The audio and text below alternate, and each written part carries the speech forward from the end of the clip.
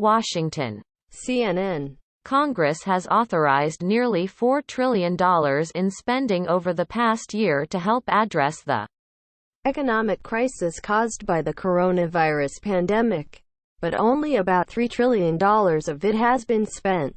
Roughly a third of that money went directly to struggling families through stimulus checks, expanded unemployment payments and food stamps.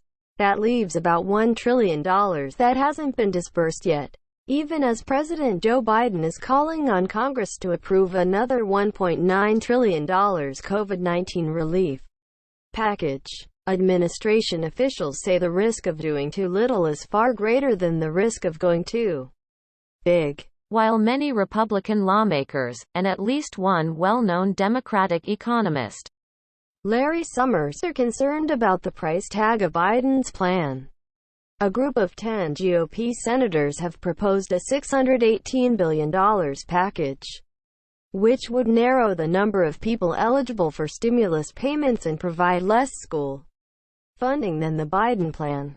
Much of the $1 trillion previously authorized but as yet unspent funds are scheduled to be used over time, and only a small portion will never be spent, according to the Committee for a Responsible Federal Budget, a fiscal watchdog group tracking the spending. Here's what hasn't yet gone out the door. About $500 billion left from March 2020. Congress passed three major stimulus packages last March and April, at $2.7 trillion. The CARES Act was the largest and put in place some of the key benefit relief programs that Biden is working to extend, joined by lawmakers from both parties. About 80% of the money from these prior bills has been disbursed. About half of what's left is related to ongoing Medicaid spending and some long-term small business loans, known as economic injury disaster loans. The Medicaid matching payments to states will continue as long as there is a public health emergency. The disaster loans remain available to small businesses, though they carry low interest. They weren't as popular as the Paycheck Protection Program loans, which are forgiven if used on qualifying expenses. It's possible that some of the relief programs, like the 13-week extension of unemployment benefits in the CARES Act, may end up costing less than expected.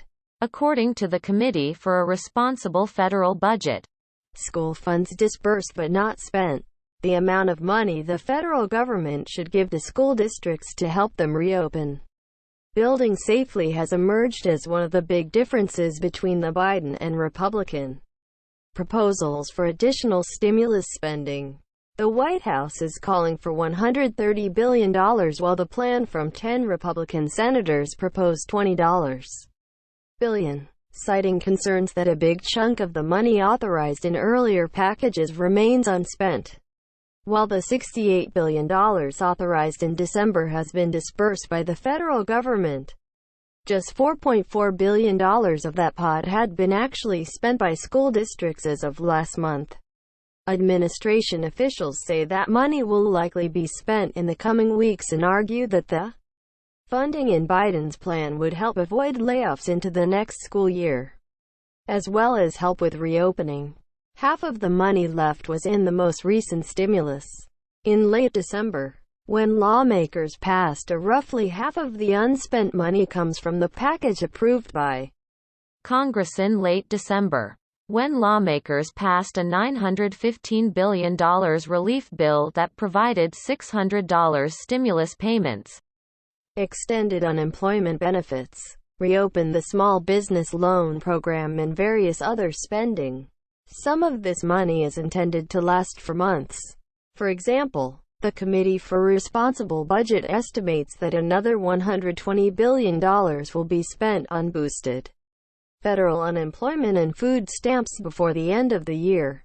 The unemployment benefits are set to expire in March and a 15% increase to SNAP benefits that will continue for 6 months. More than $200 billion remains for the Paycheck Protection Program, which recently reopened to small businesses for a second round of loans and is available through March. The money is going out quickly.